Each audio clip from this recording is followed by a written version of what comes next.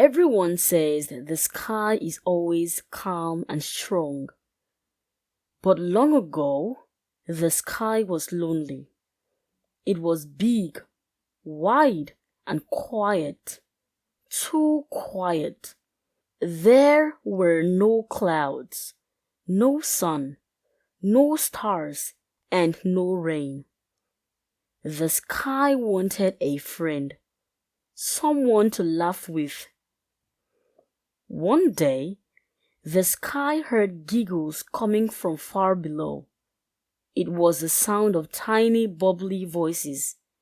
They were soft, happy, and full of joy.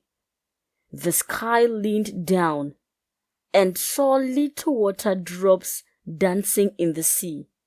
The sky smiled. "Who are they?" it whispered. The little water drops were full of life. They sang songs, splashed, and played all day. They told jokes that made even the fish laugh. The sky washed them every day.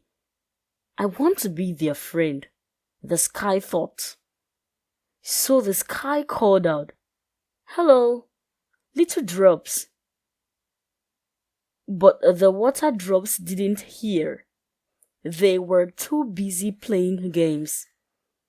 The sky tried again. "Hello, can I join you?" Still, no answers came. The sky felt sad and quiet again. It stretched and turned, trying to get attention. It blew soft winds to wave at the drops. It changed colors, blue, orange, pink. But the water drops kept dancing below. Then one tiny drop looked up and saw the sky. "Oh, look, something is watching us," he said.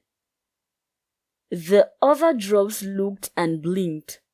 They had never noticed the sky before. "Who are you?" they asked.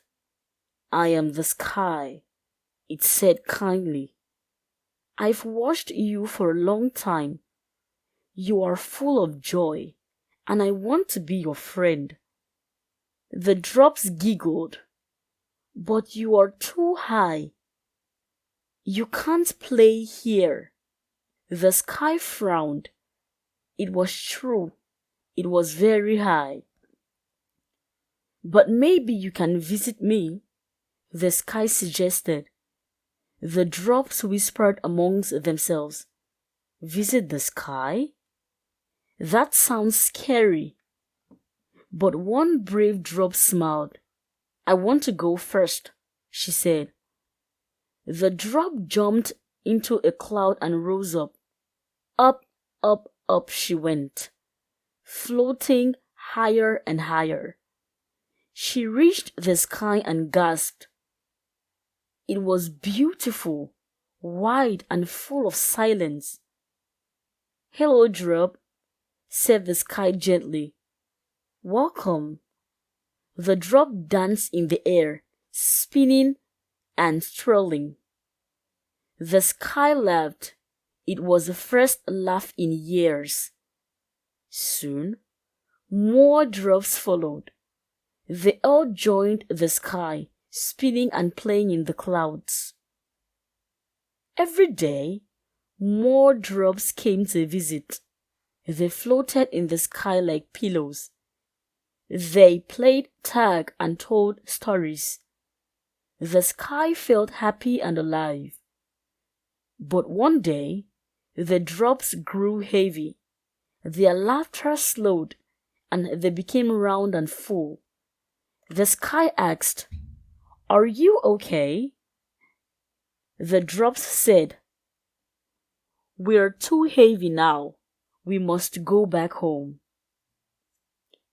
The sky was worried. "I don't want to lose you," it said. "But we must return to the sea," said the drops. "Don't be sad. We will visit again." The sky held them gently for one last moment. Then it let them go. The drops fell one by one. They fell through the air, soft and slow. They kissed the leaves, touched the ground, and splashed in the rivers. The sky watched, smiling through its tears. From that day, the sky made a plan. It would send clouds to gather the drops. Then the drops would come visit again. They would laugh, play, and dance in the sky. And when they were ready, they would fall. They would fall back to the sea, to trees, and to people. The drops were happy. The sky was happy. And the world below smiled too. It became the rhythm of the sky and the rain. Now, every time it rains, it is a visit. The rain is not just water, it is friendship. It is the laughter of little drops in the sky.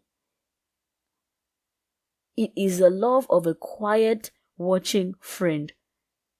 When you feel rain in the sky, remember it's a hug from the sky. The drops will go home, but they always come back. That's why rain falls from the sky, because the sky and the rain are best friends. Moral of the story: true friends always return. Even when they go away, they find a way to come back to you.